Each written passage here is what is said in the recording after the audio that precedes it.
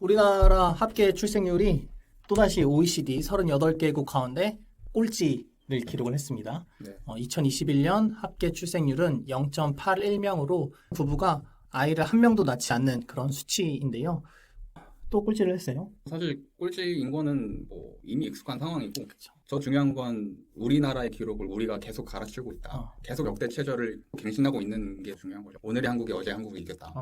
그래서 통계청 홈페이지에 들어가서 보니까 출생아 수가 2022년 6월 기준으로 18,830명으로 전년 동월 대비 12.4%가 감소했대요.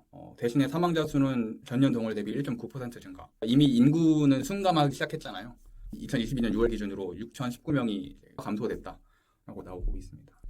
우리나라 인구가 왜 줄어드는지는 물어보지 않아도 알겠죠. 그죠?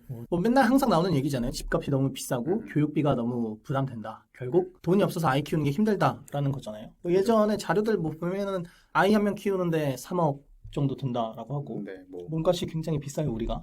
네. 이게 어떻게 한 가지로 얘기할 수 없는 다양한 복합적인 요인들, 경제적인 요인도 있고 문화적인 요인도 있고 의식적인 요인도 있다고 생각하거든요. 이런 것들이 복합적으로 다 얽히고 설켜서 어느 하나가 원인이라고 보기 힘든데, 대표적인 이유 중에 하나는 남성의 가사노동 양육 분담률 문제가 좀 심각하다고 생각해요. 이게 물론 2005년에서 15년 통계라서 좀 늘어났겠지만은 OECD 국가 중에서 한국이 남성의 가사노동과 양육 분담률이 가장 낮은 편이거든요.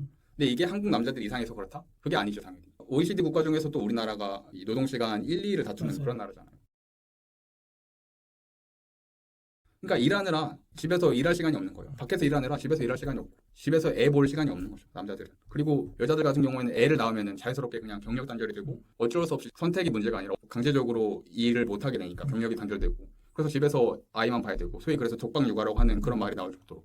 그리고 남성은 집에서 사실상 독박 생계를 유지하는 그런, 서로 독박을 쓰고 있는 이런 안타까운 상황이 벌어지면서 남자든 여자든 둘 다 개고생하니까 애를 안 낳는 거죠, 단순하게 얘기하면. 일각에서는 이런 얘기가 있어요. 여성의 경제활동이 높아지면서 출생률이 떨어진 거다. 이런 얘기도 있는데, 사실 주요 선진국들을 살펴보면 여성의 경제활동이 늘어날수록 출생률도 늘어났거든요. 우리나라에서 여자들이 일을 시작해서 이제 애를 안 낳는 거다라고 표현하기에는 그건 좀 잘못된 정보다. 그렇죠. 개발도상국 같은 경우에는 그렇긴 해요. 여성이 경제활동을 많이 할수록 출산율이 떨어지는 경향이 있는데, 선진국에서는 정반대거든요. 그렇죠. 네. 결국 핵심은 아이를 키우면서 동시에 얼마나 일을 할 수 있느냐, 저는 이게 핵심이라고 생각을 하거든요. 과거에 우리나라 육아 정책들을 살펴보면 한때 지나치게 이 육아 휴직에만 몰빵하는 정책들이 많이 나왔었던 것 같아요. 애 낳으면 몇 년 쉬게 해주겠다.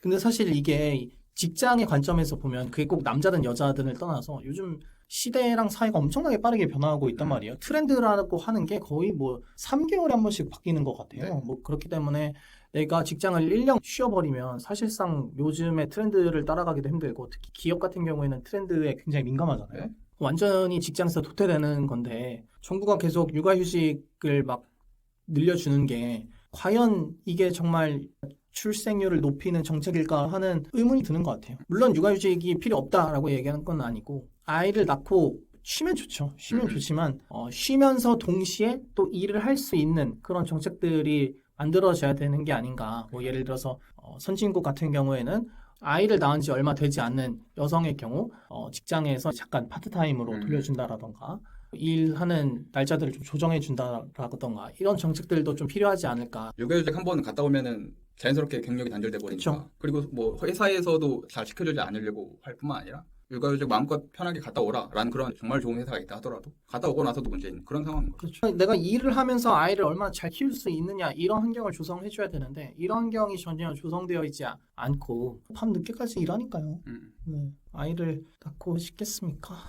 사실 동물들도 먹고 살기 힘들면은 번식을 안 해요. 자기가 일단 살고 봐야 되기 때문에 자기가 먹고 살 만하지 못하면은 번식을 안 하거든요. 사실 어떻게 보면 자연스러운 거예요. 우리의 출산율이 이렇게 낮아지는 것도. 이게 사회 문제랑 밀접하게 연결돼 있기 때문에 단순히 저출생 문제 하나만 봐서 해결할 게 아니라 한국의 사회 문제, 특히 빈곤율 문제랑도 우리가 주목을 해야 한다고 생각해요. 특히 한국의 빈곤율 문제는 우리가 너무나 모르고 있는 문제인데, IMF 시절보다 더 심해졌다고 그래요. 국민소득이 4만 달러니 몇만 달러니 하지만 사실 그보다 더 가난하고 힘든 사람들이 과거보다 더 늘어났다는 되게 암울한 상황인 거예요. 그런 상황을 우리는 1인당 국민소득이 몇만 달러 됐다 하면서 잘 못 보고 있었던 건데, 이런 것에도 좀 우리가 주목을 해야 하지 않을까, 이런 생각이 들었습니다. 그리고 또 한편으로는 이것도 문제라고 생각하는데 우리나라의 비혼 출산율이 세계 최하위권이거든요. 비혼 출산이 늘어나는 게 좋냐 나쁘냐 이거는 뭐 따질 필요가 없다고 생각하고 OECD 국가 중에서 비혼 출산율이 우리랑 비슷한 수준인 나라는 일본이랑 튀르키예 정도밖에 없단 말이에요. 비혼 출산을 인정하는 혼인 여부와 상관없이 출산 자체를 지원하고 인정해주는 그런 법적인 개선이 있지 않은 이상은 출산율이 단기적으로 증가하기는 어렵다. 장기적으로도 마찬가지고요. 사실 다른 유럽 선진국들 같은 경우는 대부분 다 비혼 출산을 인정하고 그쵸. 그렇기 때문에 비혼 출산이 대부분 40% 이상이거든요. 프랑스는 60% 가까이 되고. 요즘 우리 세대 사이에서는 결혼 제도에 대해서 회의를 느끼는 사람들이 많이 있잖아요. 이 결혼 제도가 그냥 둘이 결혼하는 건 상관이 없는데 이게 가족과 가족이 만나는 결혼이잖아. 아니, 나는 그냥 여자친구가 좋아서 혹은 남자친구가 좋아서 결혼하는 건데 거기에 딸린 가족들까지 오니까 이게 좀 힘들어지거든요. 네, 그래서 이 제도가 과연 오늘날과 맞는가라는 고민들을 하는 청년들이 있는데 그런 거지. 결혼은 안 하고 애는 낳고 싶고 연애는 하고 싶고 그죠. 같이 살고 싶고 단지 그냥 이 결혼 제도가 마음에 들지 않는 것뿐이죠. 근데 이 우리나라에서는 결혼을 하지 않으면 받을 수 있는 혜택들이 사실상 많지 않다 보니까 어쩔 수 없이 결혼 제도 안에 들어가야 되잖아요. 그 외의 제도는 없으니까 비혼 출생이 떨어질 수밖에 없죠. 아까 성우님 얘기하시면서 출생률이라는 단어를 쓰시는데 출산율 대신에 출생률이라는 단어를 쓰는 이유가 있나요? 그냥 아이가 태어나는 거에 목적을 둔 거라서요. 사실 출산율과 출생률은 의미가 완전히 다른 좀 다르죠. 출산은 말 그대로 낳는 주어가 정해져 있는 단어죠. 누군가 낳는 행위를 가리키는 거니까. 근데 출생 같은 경우에는 아이가 낳아지는 그 현상 자체를 얘기하는 거잖아요. 그래서 출생률은 피동형이고 출산율은 능동형이라고 얘기할 수도 있는데 좀 따지고 들어가면은 출산율을 출생률로 대신해서 부르자라는 그런 움직임이 있잖아요. 그래서 저도 그동안 뭐 생각 없이 출생률이라고 해왔는데 찾아보니까 출산율과 출생률이라는 단어가 아예 뜻이 다른 단어고 개념적으로도 다르게 쓰이고 있는 단어더라고요. 그래서 출산율을 대체해서 출생률로 부를 거면은 저출생률 개념으로 바꿔 부르는 게 낫지 않을까? 저출생률 같은 경우에도 올해 통계는 아직 안 나왔는데 이것도 매년 최저치를 갱신하고 있어서 뭐 올해 출생률 같은 경우에는 5 이하가 나오지 않을까 이렇게 생각이 드는데 핵심은 청년들이 아이를 낳지 않는 거에 대해서 정치인들은 모르고 있다. 네, 그게 핵심입니다. 다음은 이 권성동 의원의 그 연찬의 술자리 얘기도 좀 해보려고 하는데 지금 요새 을지훈련이 끝났나요? 몰라요. 예. 매훈련은 전역하면서 끝났어요. 다 끝났습니다. 아직 예비군 남았잖아요. 예비군 많이 나왔죠. 아무튼 8월 25일에 그 국민의힘 연찬회가 있었습니다. 윤석열 대통령도 국민의힘 연찬회에 참여해서 지금 을지 연습 중이니까 술을 못해도 술 마신 듯 즐거운 마음으로 임하자. 뭐 맨날 술 타령을 해요. 윤석열 대통령은. 그렇죠. 술을 워낙 좋아해서. 네. 임기 초반에 뭐 지금도 임기 초반이지만 공무원들한테 근무 도중에 술 마셔도 된다라고 얘기도 했어요. 그래. 네. 윤석열 대통령도 후보 시절에 이런 얘기 했잖아요. 자기가 술 마시느라고 사법시험 8번 떨어졌다고. 그런 말 할 정도로 술 좋아하는데. 그분이 이제 금지령을 내렸습니다. 그렇죠. 그런 사람도 을지훈련 중이니까 술 마시지 말자라고 했는데 그 당일날 연찬회가 열렸던 그 당일 저녁에 권성동 원내대표는 기자들과 함께 술자리를 가졌습니다. 한 20-30명이 참여한 술자리였는데 거기서 뭐 숟가락 들고 노래도 부르고 아주 신나게 노시더라고요. 네, 이게 좀 논란이 되고 있는데 뭐 놀 수도 있죠. 네. 저녁이잖아요. 네, 모두가 퇴근을 했고 끝나면 맥주 한 캔 정도는 마실 수 있으니까요. 네, 뭐 국회의원이라고 술 마신다고 뭐라 하는 게 아니라 그 을지훈련 중에 물론 국회의원을 뭐 늘공이 아니니까 술 마실 수 있는데 술 마실 거면 좀 조촐하게 그래도 지금 여당의 원내대표 아닙니까? 여당의 원내대표면 이런 국가적인 훈련이 있는 상황에서는 좀 자중하는 게 낫지 않나? 마실 거면 좀 조용하게 안 보이는 데서 사람들 없는 데서 따로 방을 잡고 마신다거나 그러면은 제가 뭐라 안 할 텐데 기자들까지 수십 명이 와가지고 무슨 뭐 권성동 파티하는 줄 알았습니다. 권성동 원내대표 생일 파티하는 줄 알았어요. 아니 서결에도 술을 안 마시자고 하는데 지금 여당의 원내대표가 이래서야 되겠습니까? 이 장면을 보고 뭐 김동완 국민의힘 서울시당 부대변인이 정신 차려라. 이러니 지지율 뚝뚝 떨어진다. 일침을 날리면서 일파만파 사건이 퍼지면서 논란이 됐는데 이준석 전 대표 같은 경우에는 통제가 안 되는 집단이 아니냐 뭐 이런 얘기도 하고. 이준석 대표 얘기 나와서 하는 말인데 이번에 비대위 가처분 신청에서 이겼어요. 그죠? 법원이 이준석 전 대표의 가처분 신청을 일부 인용했습니다. 그러니까 법원에서는 이렇게 얘기한 거예요.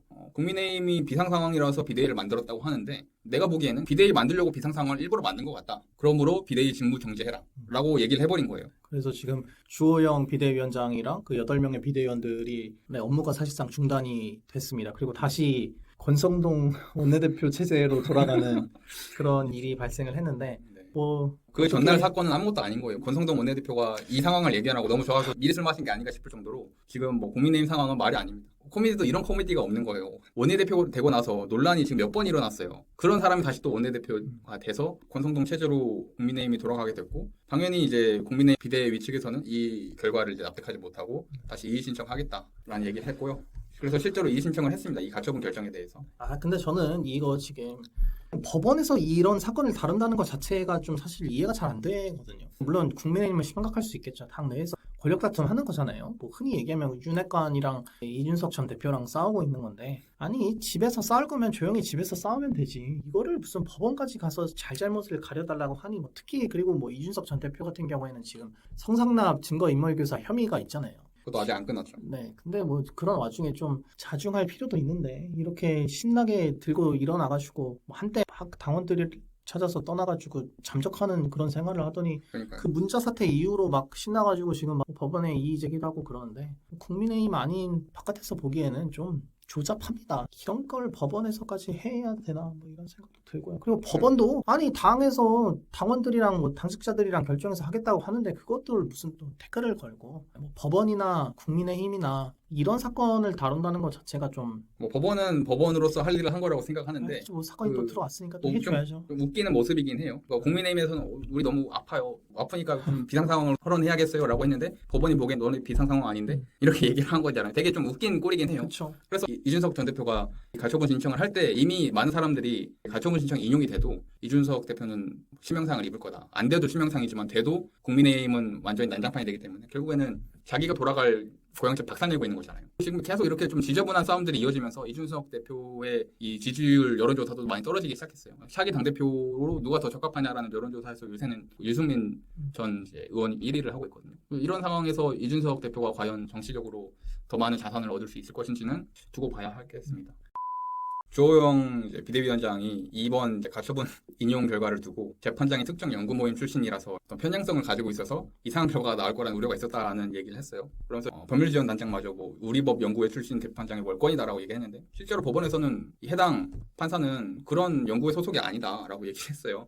자기에게 불리한 판결 내면 다 진보적 판사냐, 이런 비판이 가해지고 있는 상황이에요. 국민의힘 분들이 좀 이런 성향이 있는 것 같아요. 자기 마음에 안 들면 뭐 다 진보적이고 뭐 민주당 지지 성향이 있고 뭐 이렇게 얘기를 하는데, 누구나 다 똑같아요. 누구나 자기 뜻대로 다 되지 않으면 남 탓하는 게 그릇이 좋아서 그렇습니다. 원래. 민주당에서도 그런 분들이 있긴 했는데, 사실 국민의힘 분들이 이런 경우가 되게 많아요. 저도 사실 개인적인 경험인데, 뭐 행사에 가서 국민의힘 국회의원, 현재 국회의원에게 국민의힘 비판하는 질문을 했더니 그 이제 민주당 지지하는 쪽에서 많이 하는 주장인데 라고 말을 시작하더라고요. 굳이 안 해도 되는 말인데 그런 말을 굳이 하나. 뭐 아무튼 그랬어요. 너무 조잡하다. 집안일은 안 해서. 그리고 뭐 간추린 소식 전하자면은 윤석열 대통령의 지지율이 5주 연속 20%대를 기록했다. 갤럽의 조사 결과 뭐 8월 내내 20%대에서 벗어나지 못하는 모습을 보였습니다. 특히 60대 미만에서는 부정평가가 거의 80%에 가까웠는데요. 그래서 윤석열 대통령이 지금 지지율을 올리기 쉬운 상황일 수도 있거든요. 이렇게 지지율이 바닥이라서 더 떨어질 때도 없는 상황이란 말이에요. 대선 때 내놓은 공약 좀 지키겠다. 이거 하겠다. 얘기만 해줘도 저는 지지율이 올라갈 수 있는 상황이라고 생각하는데, 자꾸 이상한 데에 신경을 쓰는 것 같아요. 홍보가 문제라서 생각을 하는 건지 홍보 수석 바꾸고 그러던데 좀 정신 차렸으면 좋겠고요. 그리고 마지막으로 오늘 불만이 굉장히 많네. 이재명 의원이 민주당 당대표로 당선이 됐습니다. 오늘 8월 28일부터 이제 당대표로서 임기를 시작하게 됐는데, 그동안 민주당이 거대 야당으로서 뭔가 존재감도 없었고 자기들끼리 싸우기만 하고 뭐 하는 일이 없었잖아요. 그동안 이유는 그거였어요. 당대표 지금 뽑고 있는 중이니까 그렇다, 이런 거였는데, 아무튼 이제는 당대표 뽑혔고 지도부가 잡히고 있으니까 이제부터는 더 이상 어떤 핑계도 필요가 없는 상황인 거죠. 이제부터 못하면 온전히 책임을 져야 하는 그런 모습을 보여야 할 겁니다. 아무튼 뭐 기대를 하겠습니다. 이재명 당대표가 당선됐으니까 뭐 변화되는 모습이 있기를 간절히 바라겠습니다. 저는 기대 없습니다. 기대한다 해줘야죠. 윤석열 대통령 당선됐을 때도 기대한다. 기대 안 했구나 그때.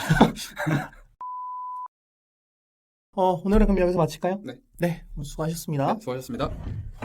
빨리 정리해야 돼. 네.